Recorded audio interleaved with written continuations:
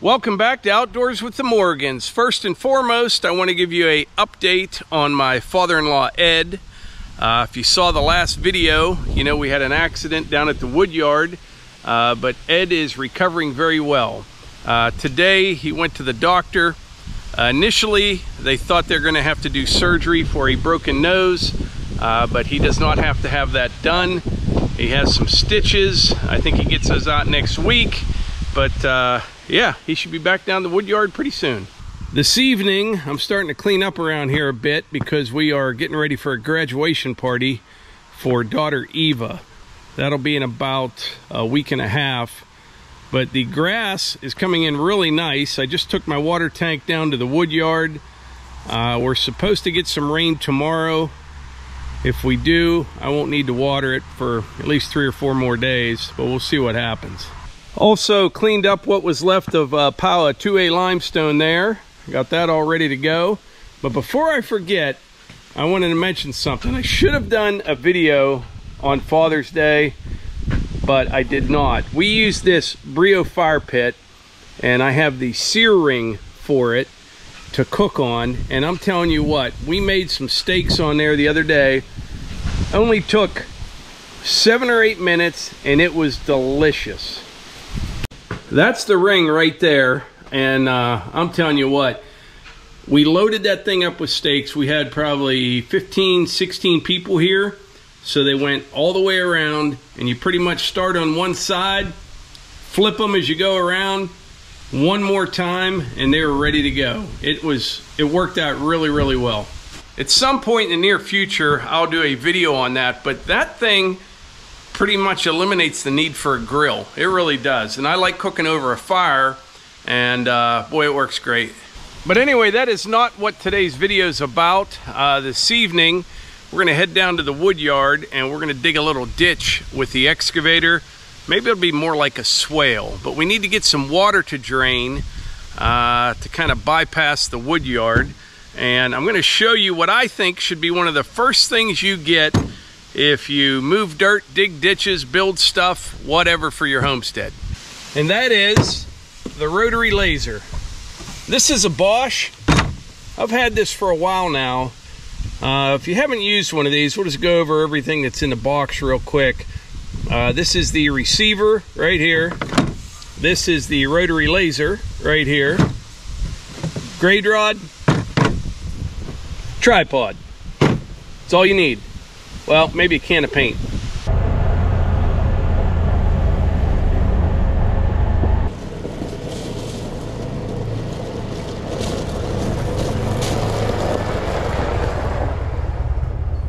All right, so we're down here at the wood yard. Now last year, yeah, I think it was last year, I dug that bank way back. That all came out to about where this log pile was. I took all that dirt out of there.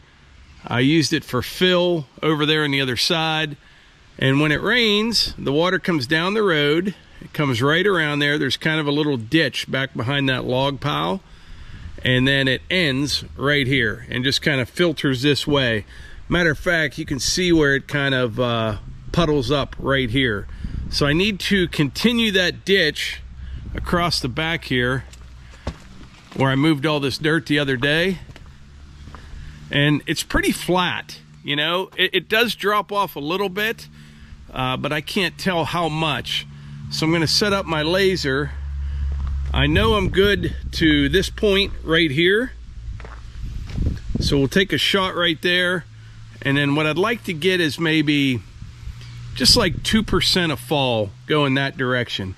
And ditches, you know, like here, they're always going to need cleaned out. I mean, unless it was concrete and it was real steep, you get leaves, you get debris. I'll have a little bit of, you know, stuff kind of slough off of that bank there. So I'm going to make it wide, like 4 feet wide. And really it's just for when it rains real hard that the water doesn't come down here and go down through the wood yard. That's all we're trying to do here. There's a doe there. She just walked out of the woods. She doesn't seem too concerned with what we're doing here. Like, not at all.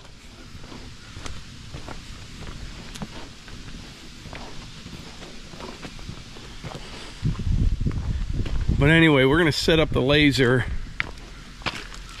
right over here out of the way, because you definitely don't want to run it over.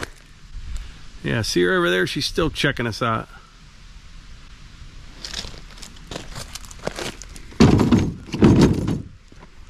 Now when you're setting these up, they don't have to be perfectly level. Kind of like when Marty was out here setting up the sawmill. He calls it common sense level, which we need more common sense. All right, so we got the tripod relatively level. The laser will tell you if it's not level or not level enough.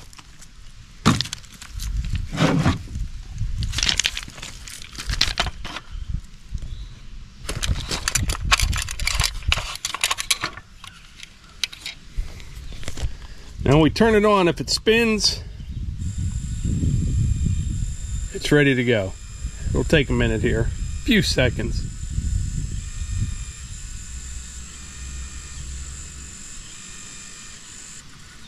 Maybe a little longer.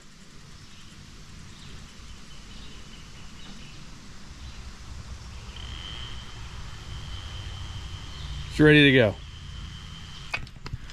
I don't know. It looks pretty flat out through there. I may have to cut this all down just a little bit with the skid loader before I even dig the swale. We'll have to see. All right, like I said, this is the grade that I want to start with right here in this ditch. And we are at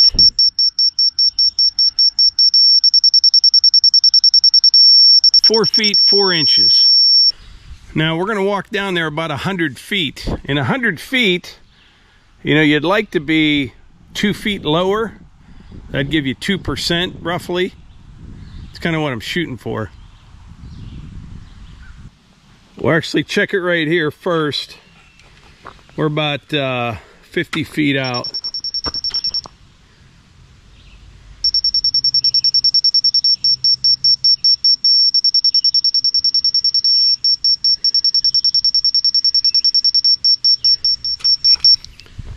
Yeah, so we were at 4.4, trying to do this with one hand here. So we're about 50 feet out, and we are at 4 feet 9.5. So we've got 5.5 inches of fall to this point right here. That's not bad. Now, I'll see where we're at way down here, a little over 100 feet out. I'll tell you what, we couldn't have, it worked out perfect. We're at 6 feet 4 inches right here. So we are 2 feet lower right here than we are up there in front of the excavator. That's exactly what we want. So I'm just gonna hop on the machine and start kind of cutting a swale down through here and pull some dirt with me. And then I'll probably spin around and get, use my blade a little bit as well.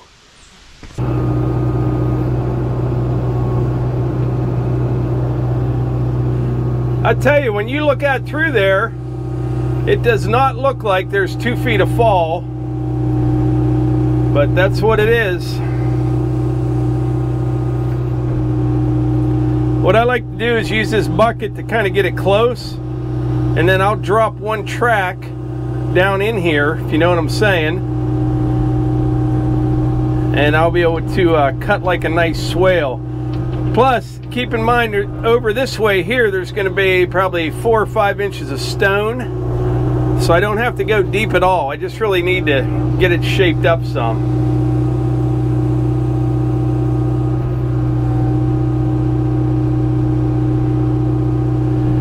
We're right on rock right there. Nothing real hard, but like right on it.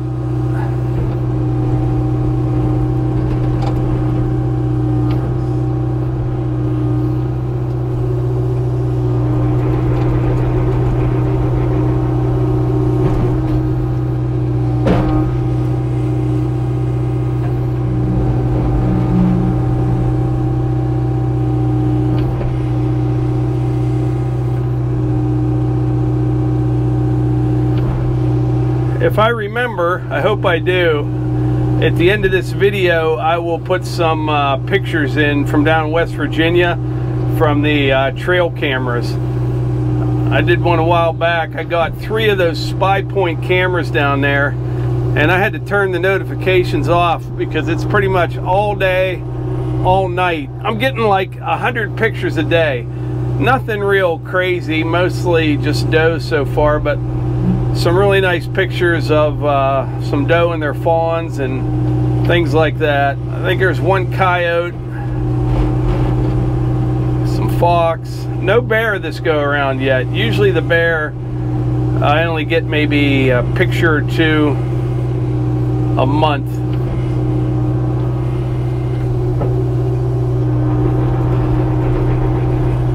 I can't go any deeper right here. I'm right on that. There's just a ledge of rock right there. Hear it? Which, that's fine actually. Because like I said, I'll build it up with stone.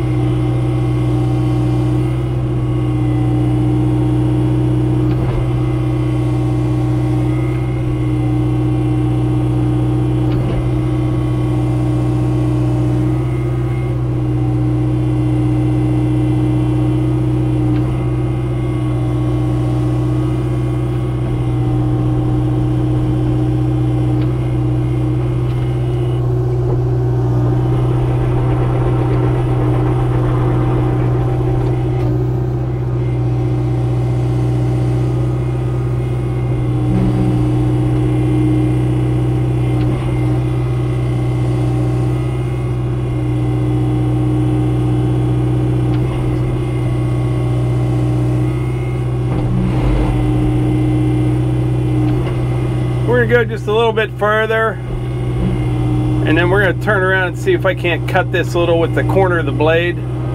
I could put, you know, a regular digging bucket on it, no problem, but I think we're going to be fine the way it is.